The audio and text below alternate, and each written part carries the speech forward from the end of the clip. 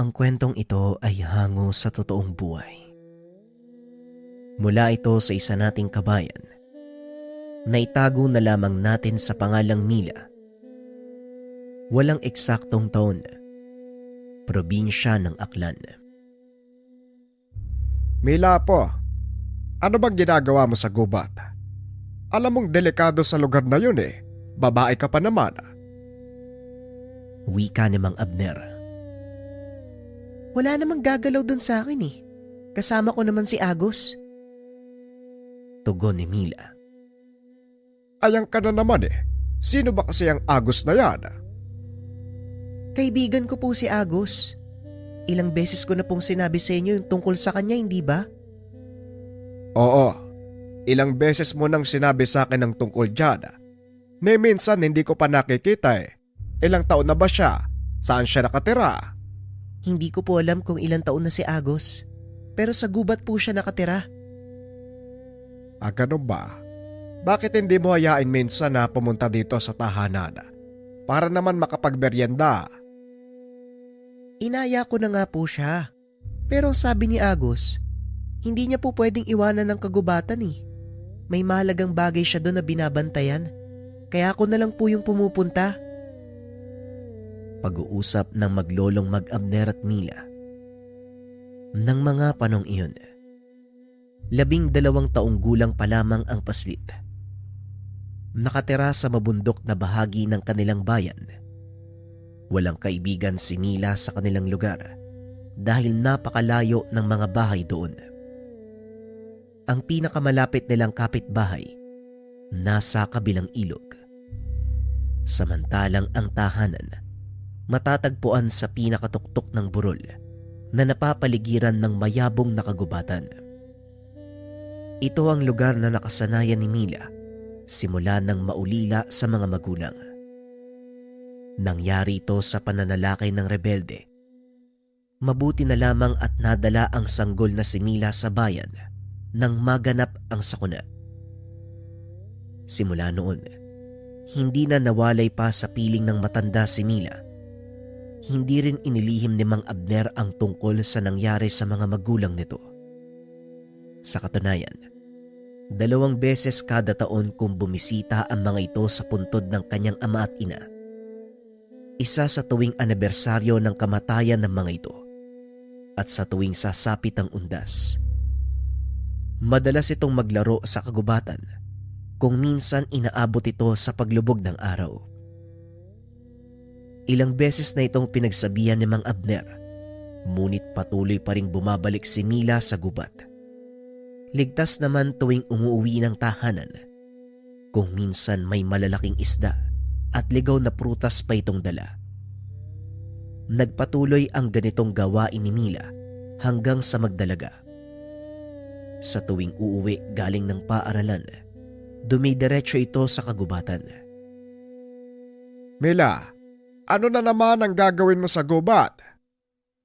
Bibisitahin ko lang ho si Agos. Kanina pa siya nag-aantay eh. Nangako po ako na dadalan ko siya ng kakanin.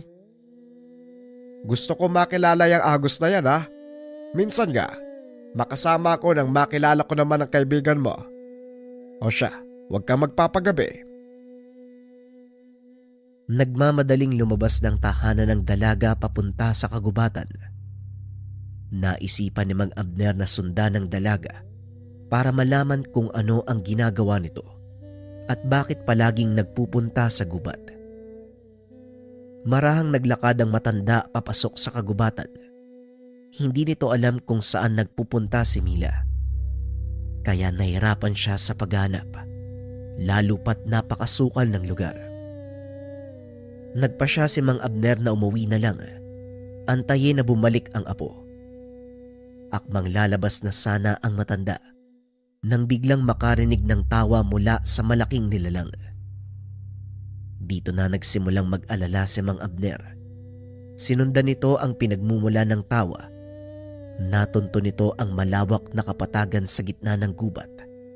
Punong-puno ng magandang uri ng bulaklak.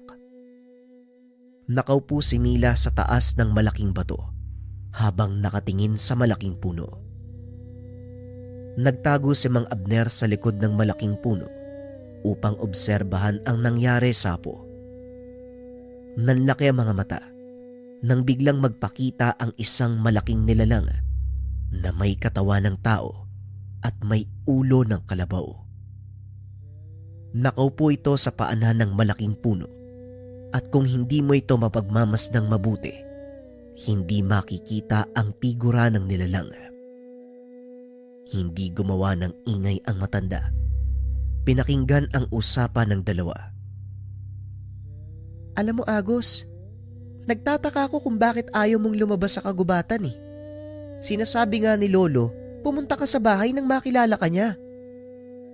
Nasabi ko na sa iyo noon, hindi pwedeng iwanan ang kampilan ng aking Panginoon. Maraming nilalang ang naghahangad na makuha ito at sa oras na mapasakamay nila ang kampilan, siguradong may mangyayaring masama. Hindi lang sa gubat na ito, kundi maging sa mga pamayanang nasa palibot. Wika ng nilalang sabay tayo. Inilapat ang kamay sa malaking puno.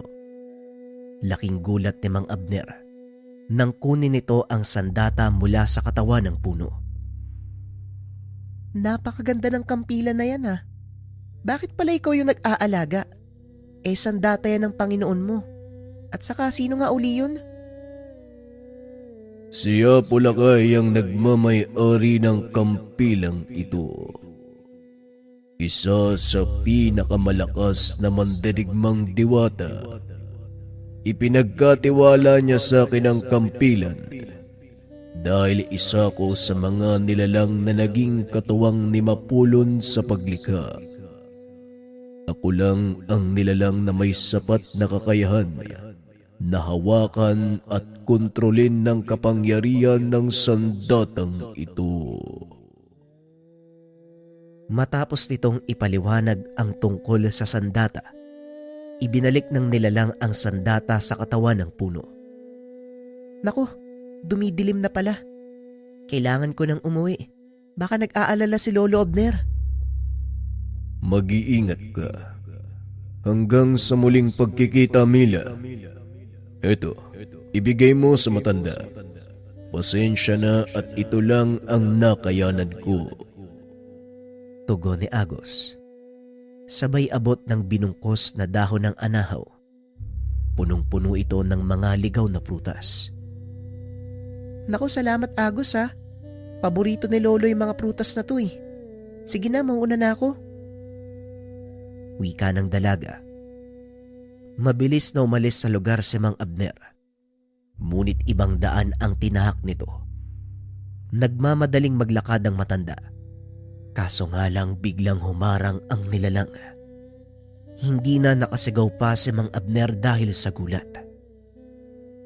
Alam kong narinig mo ang lahat ng sinabi ko tungkol sa kampilan. Umaasa ko na hindi ito makakarating sa iba. Wala kang dapat ipag-alala. Kaibigan ang tingin sa'yo ng aking apo, kaya yun din ang tingin ko sa'yo. Ang lihim mo ay magiging lihim ko rin. Pasensya ka na kung nakiisyoso ko at pumasok sa iyong teritoryo. Walang paalam eh, pero nag-aalala ko sa kalagayan ng aking apo. Maraming salamat. Daang taon kong iningatan ang sikreto ng kagubatan at handa akong gawin ang nararapat upang mapanatili ang lihim. Wika ni Agos sabay lakad palayo. Ay, sandali lang, Sarangay. Maraming salamat sa ibinigay mong prutas. Bagyang huminto ang nilalang at kumaway. Matapos ay kaagad ding naglaho. Nakahinga ng maluwag si Mang Abner dahil ang buong akala nito may mangyayaring masama sa kanya. Pagdating nito sa tahanan, nasa loob ng bahay ang dalaga, nagbubuklat ng kanyang mga aralin. O Lolo, mukhang ikaw yung ginabi ng uwi ah. Saan ka nang galing? Buwaba ako sa kabisera para bumili ng gas na ilalagay sa mga gasera, oo. Nakalimutan kong bumili kaninang umaga eh. Maputik po ba yung daan sa kabisera? Parang hindi naman. Tanong ni Mila habang nakatingin sa paa ng matanda. Medyo madilim na kasi. Hindi ko na malaya na dumiretso pala ako sa paliguan ng kalabaw. Mabuti na lang kamo talaga mababaw. O siya, ikaw na maglagay ng gas sa mga ilawan natin. Maghuhugas lang ako ng paa. Wika ni Mang Abner. Sinunod ng dalaga ang utos ng matanda.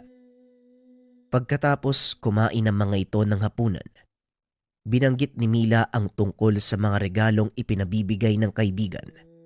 Napangiti na lang si Mang Abner.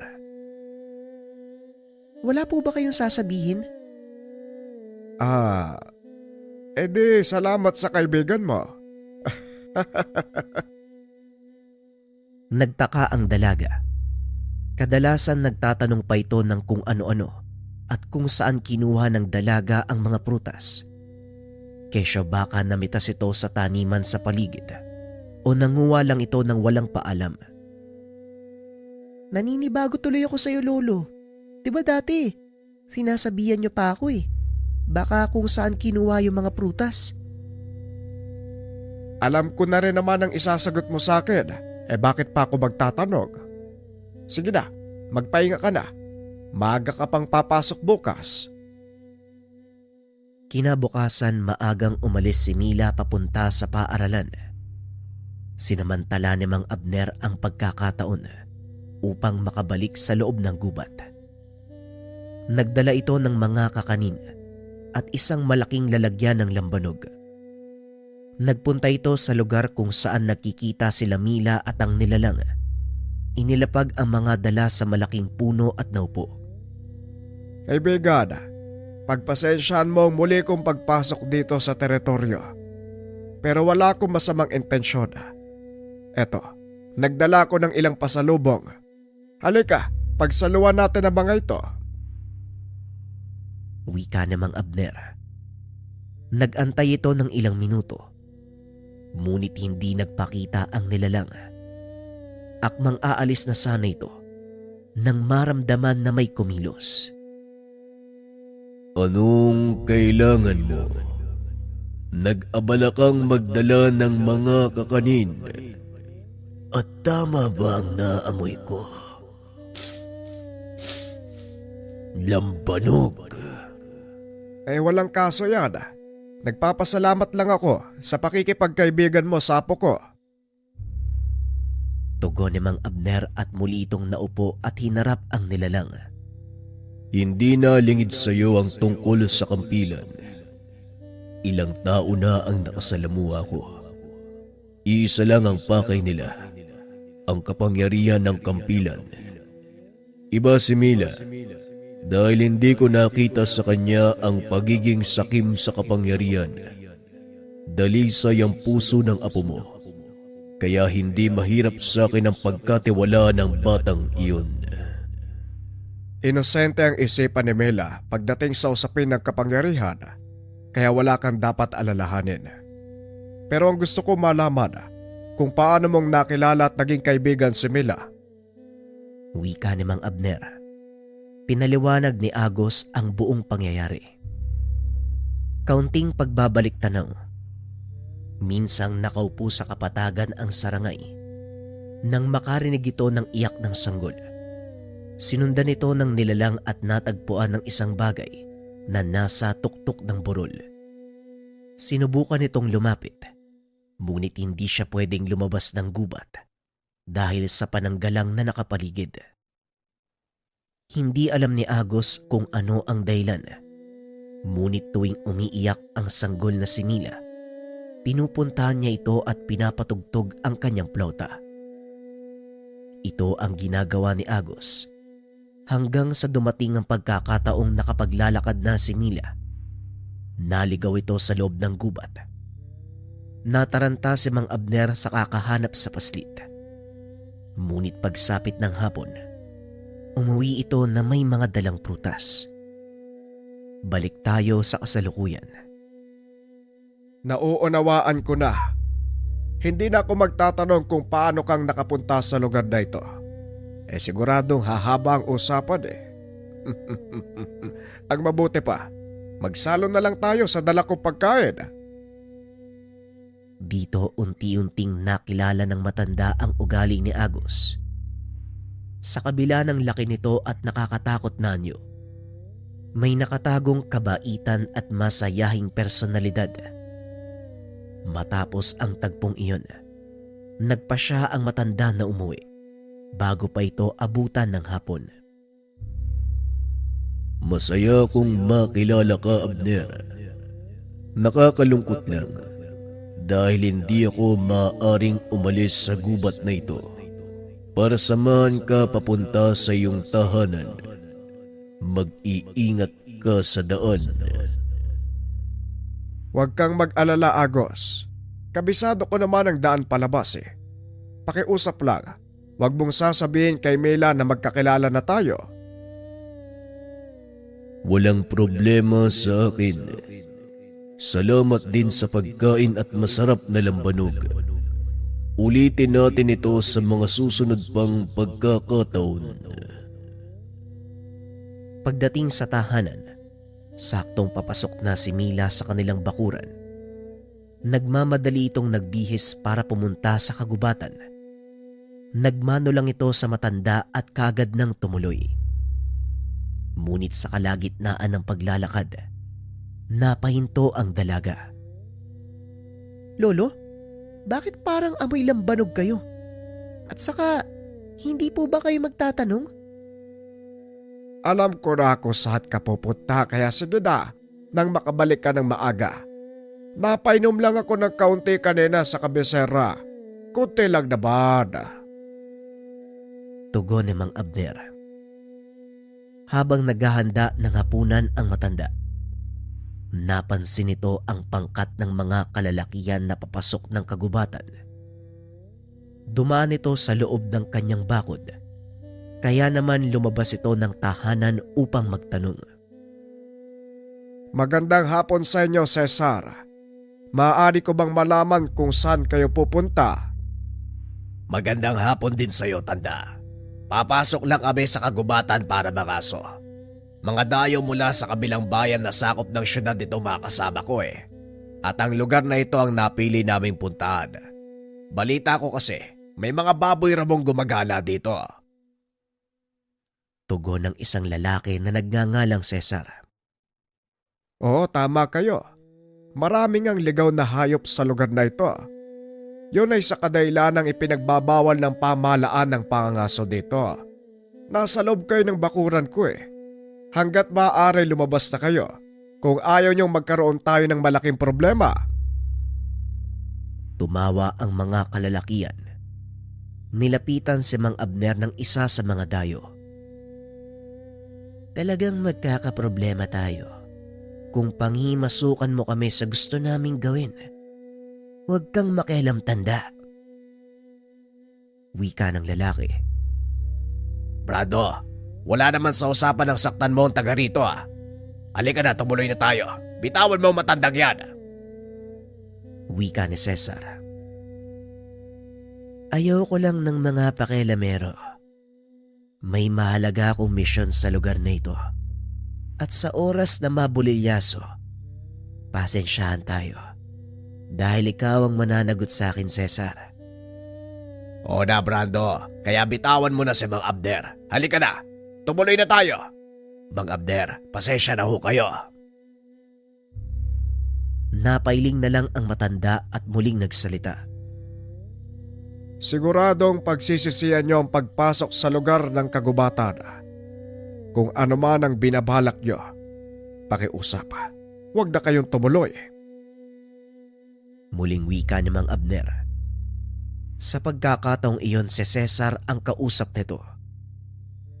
Wala na akong magagawa, Manong. Napasubo ako eh. Pasensya na uli ah. Sige na, tutuloy na kami. Hindi na nagsalita si Mang Abner. Ngunit bigla nitong naalala si Mila. Kasalukuyan nitong nasa loob ng kagubatan. Dali-daling pumasok ang matanda ngunit sa kabilang bahagi dumaan. Mas mabilis ang daanang iyon. Kaya naman kagad narating ng matanda ang lugar kung nasaan sina Agos at Mila. Agos, may mga maangason na papasok sa kagubatan. Magtago ka, bilisan mo at ikaw Mila, halika na. Umalis na tayo dito. Wika ni Mang Abner. Nagulat si Mila dahil kinausap ng matanda si Agos. Teka, kumalma ka lolo, ligtas tayo dito. At saka magkakilala kayo ni Agos? Oo, Mila. Nagkausap na kami ni Abner. Tama ang dalaga.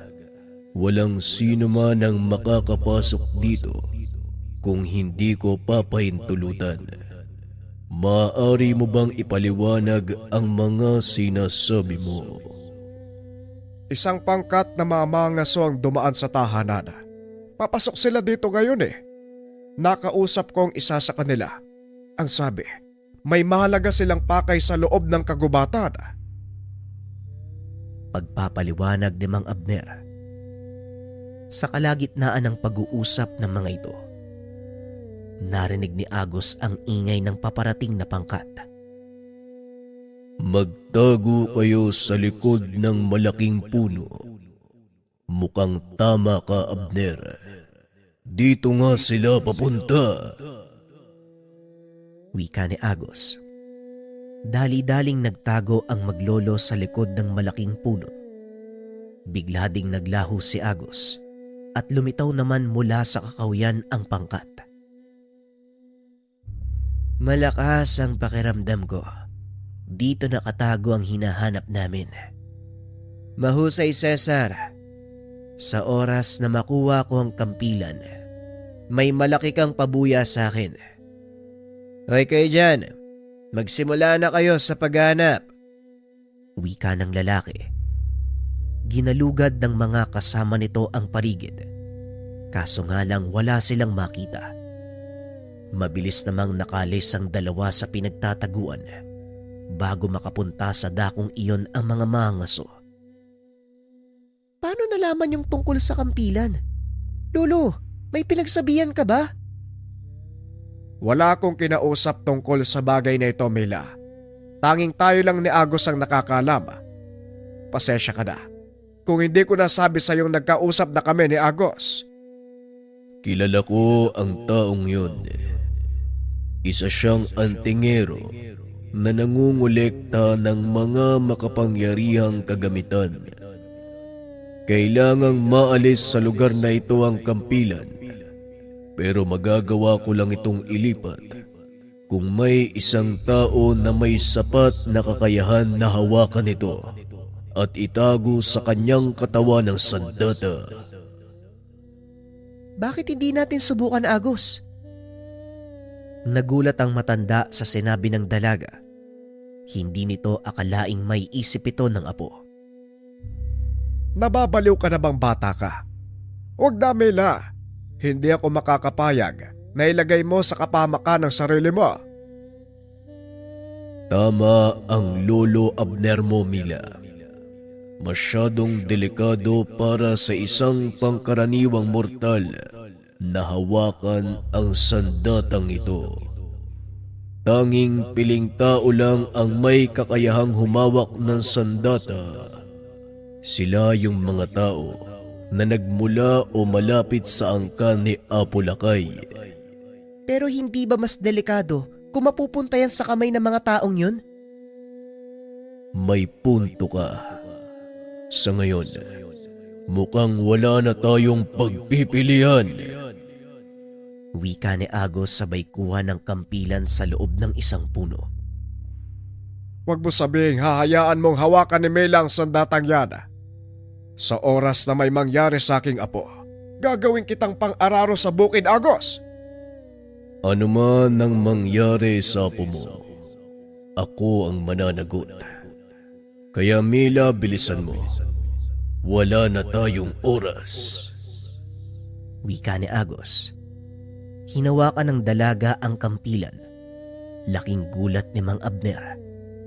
Biglang naglabas ng gintong liwanag.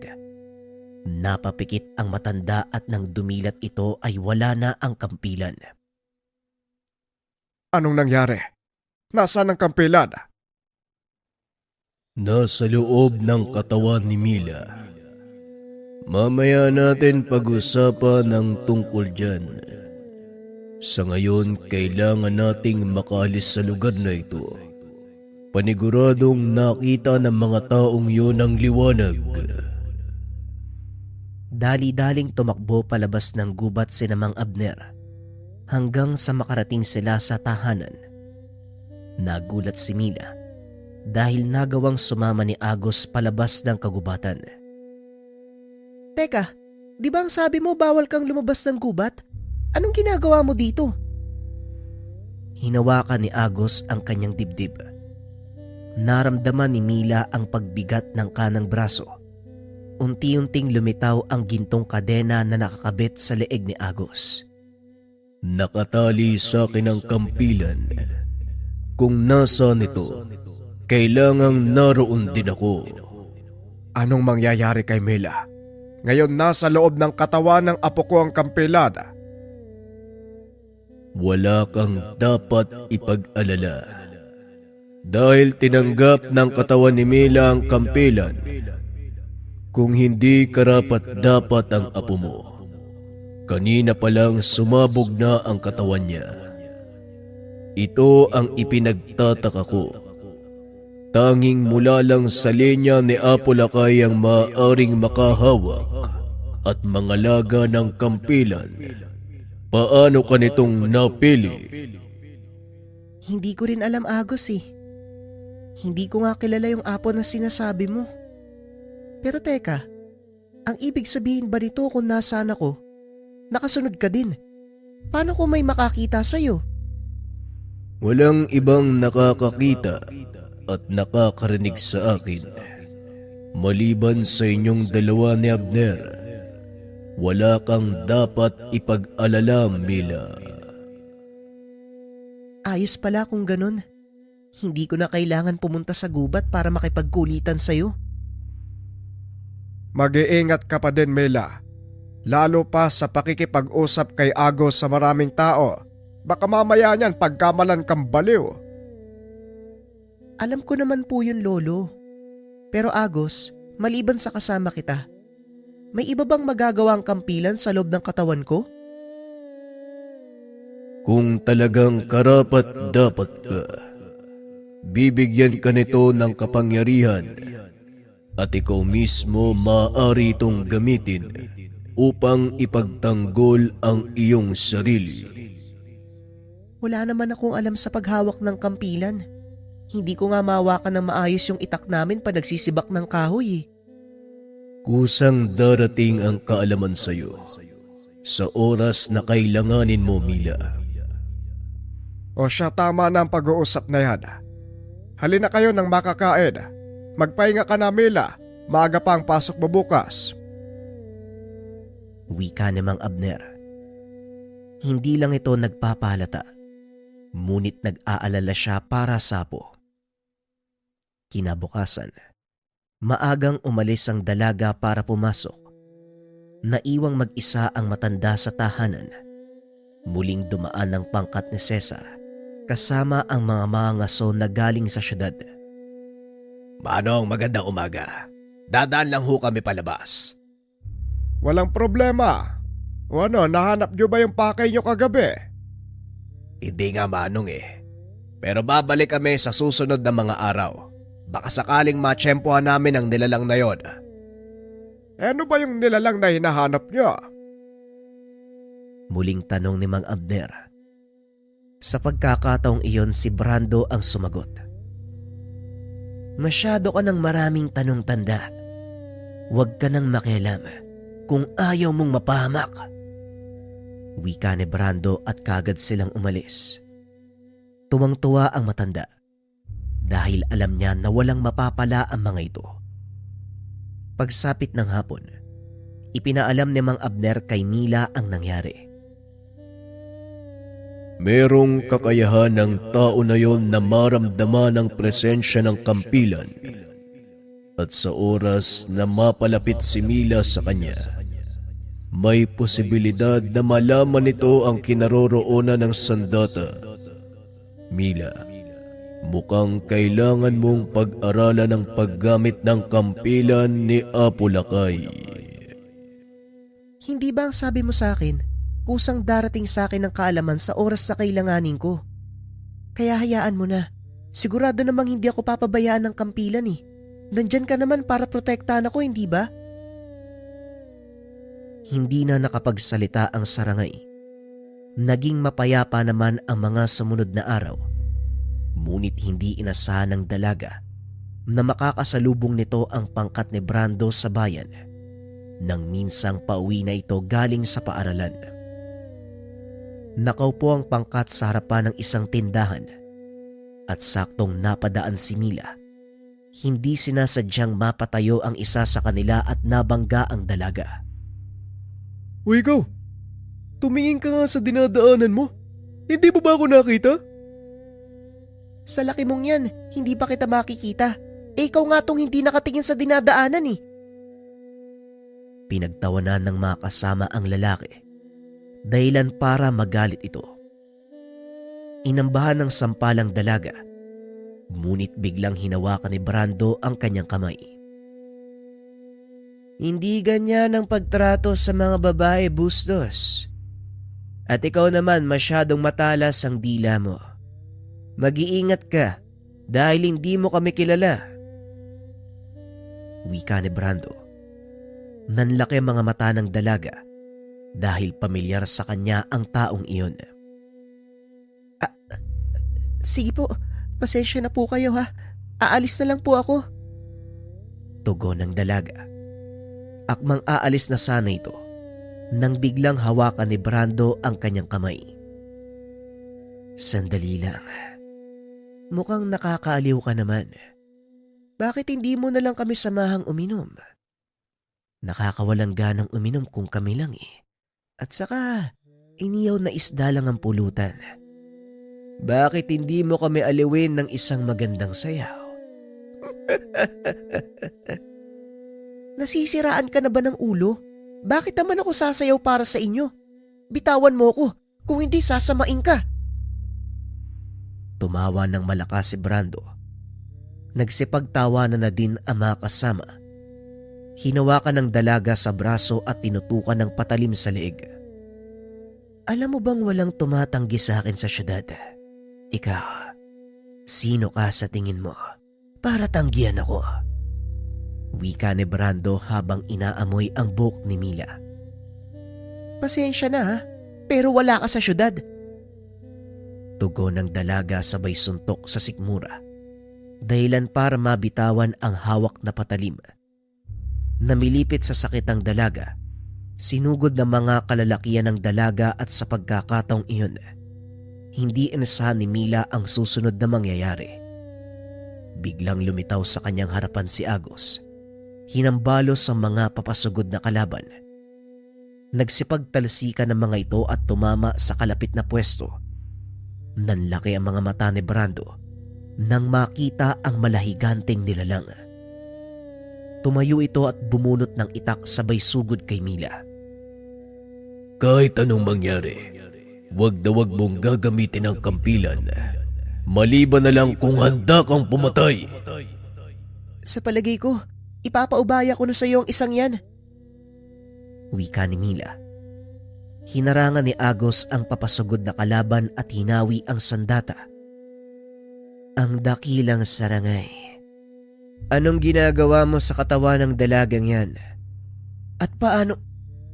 Teka, hindi ba ikaw ang tagapagbantay ng kampilan? Nangangahulugan na nasa katawan ng babaeng yan ang sandata. Naloko na. Mukhang kailangan na nating tapusin yung laban, Agos. Ikaw ang makakapagpasya ng bagay na yan. Ano sa tingin mo ang makakabuti? Biglang tumakbo si Mila palayo sa lugar, dahilan para mahatak ang malaking nilalang. Kailangan natin siyang ilayo dito, Agos. Hindi ko alam kung anong kakayanang taglay ng kampilan. Natatakot ako eh. Baka pag ginamit ko marami ang mapahamak. Uulitin ko, Mila. Sa oras na ilabas mo ang kampilan, siguraduhin mong kaya mong patayin si Brando. Manganganib ang buhay mo at ni Abner. Tugon ni Agos. Huminto ang dalaga sa isang bakanting lote. Wala nang daanan. Purong kawayan ang nasa paligid. Dito natin siya lalabanan, Agos. Handa ka na ba? Inilabas ni Agos ang kanyang sandata na noon pa lamang nakita ng dalaga. Napakalaking palakol na may 2 talim. Nang ilapat sa lupa ay bahagyang umuga ang paligid. Pambihira yung palakol na yan. Wala bang mas lalaki dyan? Mas matangkad pa yung talim niyan sa akin eh. Ito ang sandata ko at sanay ako sa paggamit nito. Ngayon ilabas mo ang kampilan. Paano ko gagawin yun? Eh, ikaw yung nagpasok nun sa akin, di ba? Pwede ba, Mila? Ayusin mo ang pananalita mo. Baka may makarinig sa iyong engkanto. Ibang isipin. Pasensya sila. Ganito ako magsalita eh. Ano? Paano ko ilalabas ang kampilan? Ilahad mo ang mga palad mo, Mila. Pakiramdaman ang hawakan ng sandata sa kamay mo. Isipin mong mabuti ang itsura nito. Pag-uusap ng dalawa. Papalapit na si Brando ng mga sandaling iyon. Habang naglalakad, napapansin ni Agos ang malakas na enerhiya lumalabas sa katawan ng kalaban. Bilisan mo, Mila. Nandyan ang kalaban. Huwag mo nga akong madaliin. Hindi ko nga alam kung paano eh. Maya-maya ay tumakbo si Brando papalapit sa kanila. Inilabas nito ang kanyang itak. Tumalon pa itaas. Laking gulat ni Agos nang biglang magbago ang anyo ng sandata ni Brando. Dali-daling binuhat ng sarangay ang malaking palakol. Sinangga ang atake ng kalaban. Malakas sa bugso ng enerhiya ang kumawala sa pagbabanggaan ng 2 sandata. Samantalang si Mila naman, patuloy na sinusubukan na palabasin ang kampilan sa kanyang mga kamay. Nahihirapan ito. Hindi niya maituon ng pansin sa ginagawa habang nakikipaglaban si Agos. Maya-maya pa, nakarinig ng boses ang dalaga. Sa palagay mo, karapat-dapat ka ba sa paghawak ng sandatang ito?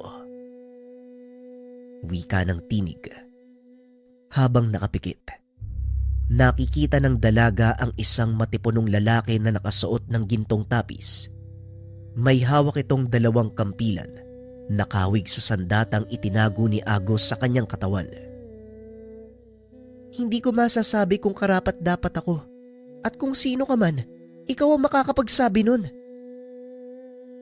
Napangiti ang lalaki. Binunot ang 2 kampilan. Nagliwanag ng husto ang katawan. Biglang naglaho pagdilat ng dalaga. Hawak na nito ang 2 kampilan sa kanyang mga kamay. Pinagduduktong ito ng 2 kadena na konektado naman sa katawan ni Agos. Napalingon si Agos. Nakita ang 2 kampilan.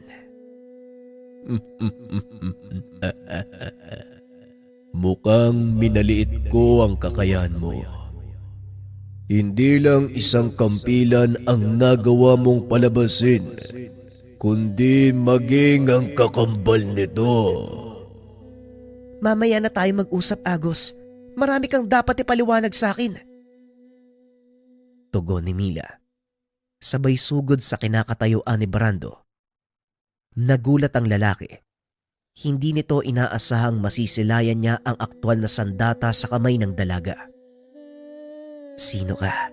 At paano mong nagagamit ng maayos ang kampilan ng mandirigmang diwata? Hindi ko rin masasagot yung katanungan mo.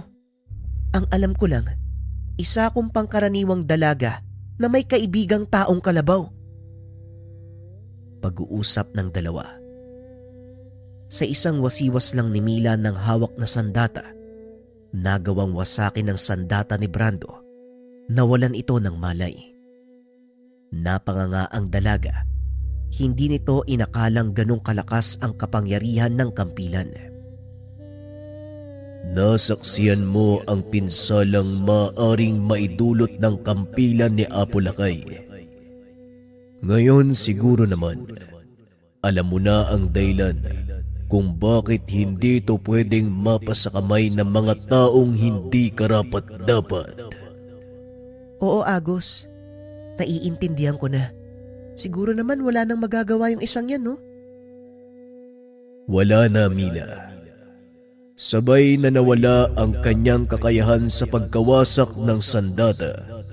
Hindi na makakalaban ang taong yan. Pag-uusap ng dalawa. Kaso nga lang, dahan-dahang bumangon si Brando. Nagawa niyo man akong talunin, pero may mga taong higit na mas malakas kung ikukumpara sa akin. Hindi sila titigil hanggat hindi na kukuha ang sandatang nasa kamay mo. Wika ni Brando. Huminto sa paglalakad ang dalawa at tumugon. Sa oras na dumating ang araw na yun, sisiguraduhin ko rin sa'yo. Nakahanda ako para harapin sila. Tumawa ng malakas si Brando at muling nagsalita. Hindi mo alam ang sinasabi mo. Wala kang alam sa puwersang kinakaharap mo, bata. Hindi na ituloy ni Brando ang sasabihin. Bumulwak ang dugo sa bunganga. Nangisay, nalagutan ng hininga. Mas malakas na nilalang ang may hawak sa kanila. At sinisiguro nitong walang impormasyong tungkol sa kanya ang makakarating sa atin. Sa mga sandaling ito, alam na ng puwersa ng kalaban na nakalabas na sa pinagtataguan ng kampilan. Halika na, Mila. Kailangan na nating umalis sa lugar na ito. Wika ni Agos. Dali-daling tumakbo palayo sa lugar ang dalawa. Gabi na nang makarating sa tahanan ang mga ito. Katakot-takot na pangaral ang sumalubong kay Mila. Aba, namimihasa ka na Milagros. Anong oras na? Ano sa tingin mo ang ginagawa mo? Ha? Kababae mong tao, lakwatsera ka. Wika ni Mang Abner. Hindi na nito napansin ang hawak na sandata ng dalaga. Ay naku lolo, bago ka magalit ng husto, bakit hindi mo muna pakinggan ang sasabihin ko? Inatake kami ni Brando dahil dito. Kaya kami ginabi ng uwi dahil kinalaban namin siya para sana mapigilan ng nagbabantang panganib. Kaso parang lumala pa ang lahat eh. Napatingin si Mang Abner sa hawak nitong sandata. Napagtanto, ito ay walang iba kung hindi ang kampilang binabantayan ni Agos. Agos, anong ibig sabihin ni Mela? Nasaan si Brando? Wala na si Brando. Namatay ito matapos niyang kalabanin si Mila. Ang sinasabing panganib ng apo mo, ang mga nilalang na may hawak kay Brando. Hindi lang siya basta mangangaso. Isa siyang taong nakipagkasundo sa demonyo para magkamit ng malakas na kapangyarihan. At marahil ang kapalit nito, makuha niya ang kampilan at maiandog bilang pangtubos ng kanyang kaluluwa. Ano ba naman ang nangyayari to? Mela, pinalaki kita at inalagaan hindi para sa ganitong kapalaran. Ako din naman po lolo eh. Hindi ko po gusto yung mga nangyayari. Pero wala na ako magagawa, nandito na tayo eh. Naitakda ang kapalaran ni Mila simula nang isilang siya, Abner.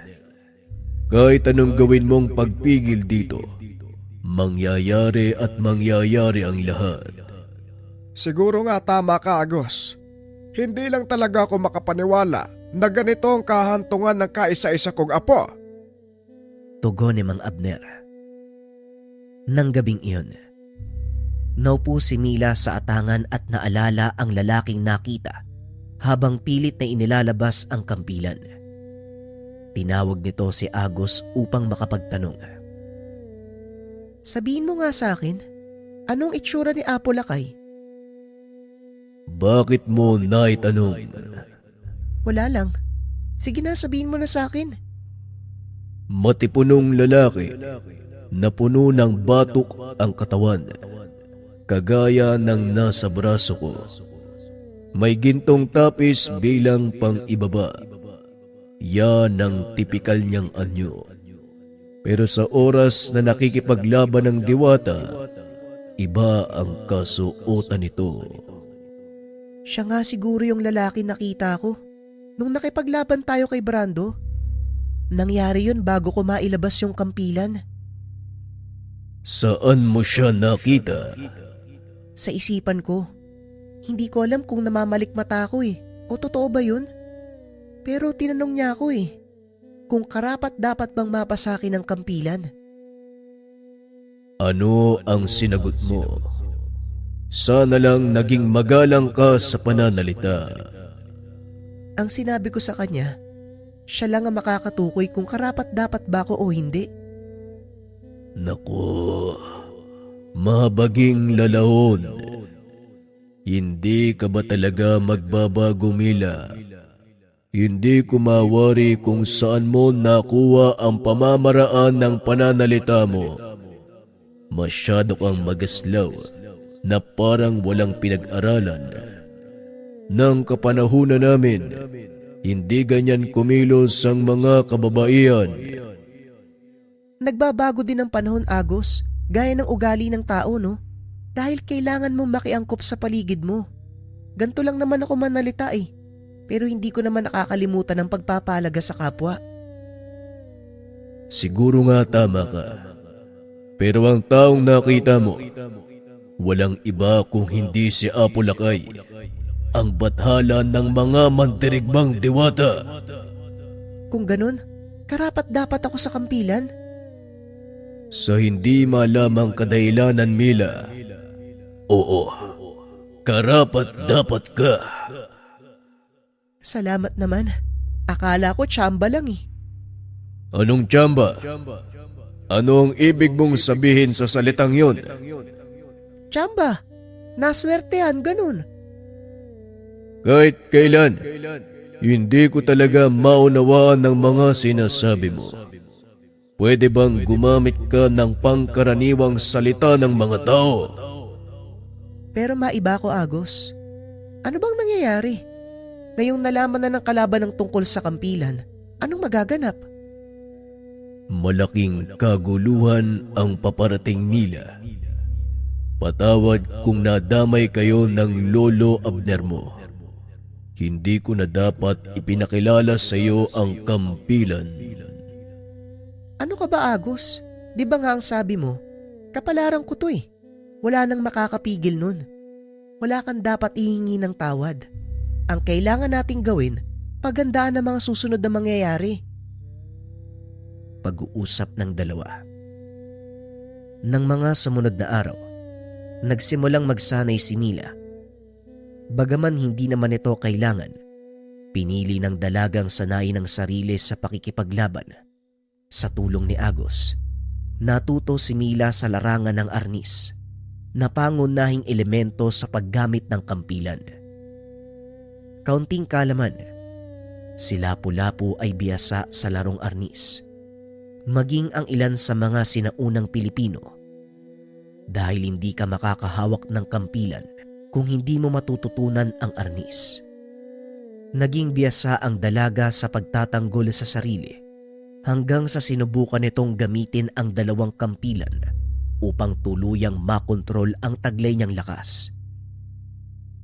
Ang kampilan ni Apo Lakay may kakayahang gamitin ang parehong elemento ng kidlat at apoy. Parehong mapanganib na elemento na kung hindi magagamit ng maayos, kapamakan ang may dudulot sa gumagamit at kapaligiran. Wika ni Agos. Ipinaliwanag nito kay Mila ang taglay na kapangyarihan ng kampilan. Kung meron mang makakita ng totoong lakas nito, walang iba kung hindi ang sarangay. Magkwento ka nga tungkol sa mga panahong nakasama mo si Apo Lakay.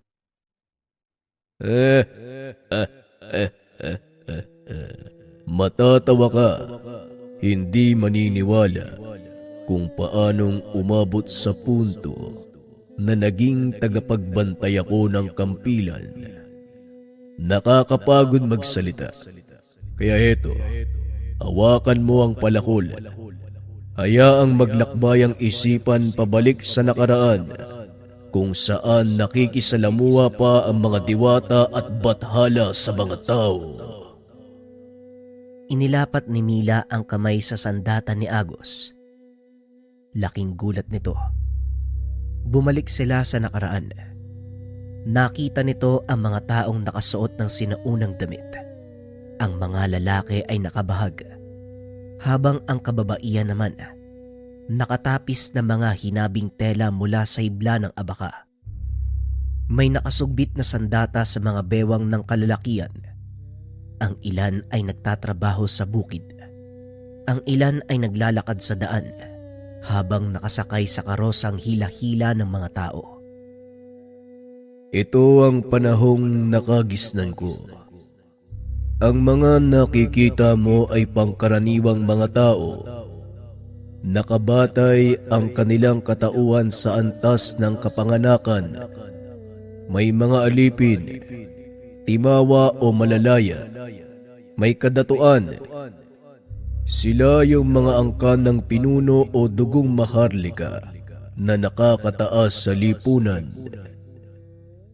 Alam ko na yan. Napag-aralan ko na yan eh. Tugon ng dalaga. Nagpatuloy sa paglalakad ang mga ito. Nagawi sila sa isang lugar na sarado ng bakod. Ito naman ang tahanan ng Raha, ang pinuno ng buong lugar na ito. Sila ang mas malapit sa mga bathala. Napapaligiran ng makapangyarihang babaylan at malakas na mandirigma ang isang Raha. Wika ni Agos. Iginala ni Mila ang tingin sa paligid. Nakita nito ang isang lalaki na nakatayo sa sulok. Nakatayo din sa likod nito ang isang sarangay. Sino naman yung taong yun? Siya ang bathalang panday ni Mapulon. At ang sarangay na nakatayo sa likod niya ay ang aking ama, si Dagoob.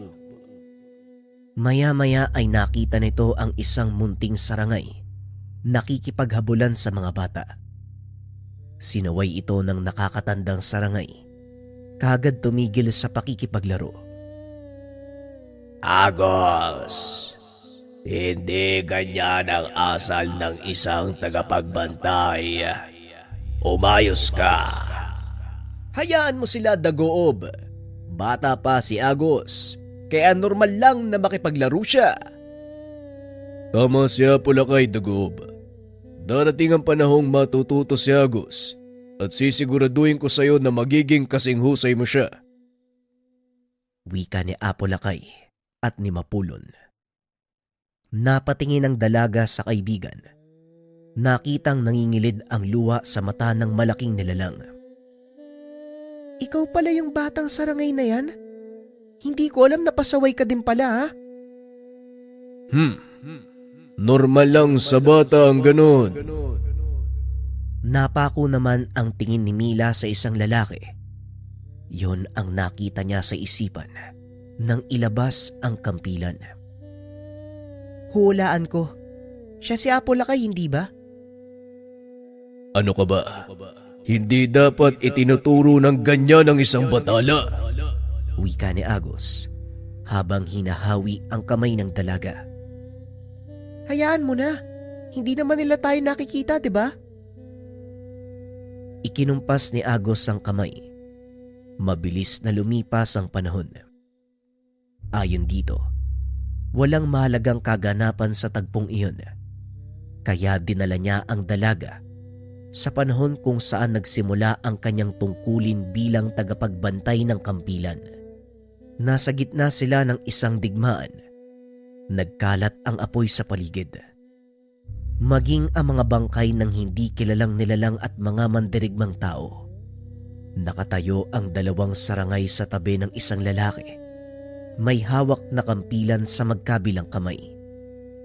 Nakilala ni Mila ang sandata ng isa sa malalaking nilalang.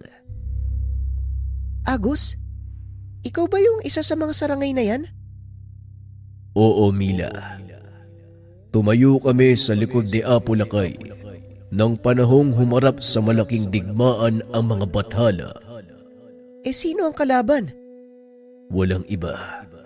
Ang puwersa ni Raha Ituman, ang kansila ng aswang na nakakapaglakad sa liwanag ng araw. Wika ni Agus. Masyadong mabilis na tumakbo ang nilalang na may hawak na dalawang kampilan. Sinundan ito ng dalawang sarangay. Sinugod ang pinuno ng kalaban. Nagawa nila itong talunin gamit ang kapangyarihan ng bathala. Ikinulong ang pinuno ng kalaban sa loob ng isang sandata. At bilang tagapagbantay, itinalaga ang ama ni Agus na si Dagoob. Narinig ng dalaga na magsalita si Apo Lakay. Kailangan kong bumalik sa Saad, Agus. Iiwanan ko sa pangangalaga mo ang aking mga kampilan. Pangangalagaan mo ito hanggang sa magbalik ako. Wika ng Apo. Tumango lang si Agus at lumuhod. Matapos ay biglang nawala ang lalaki. Lulan ng gintong liwanag. Para sa mga interesado sa episode 2, comment lang ng #upload mo na yan. Maraming salamat.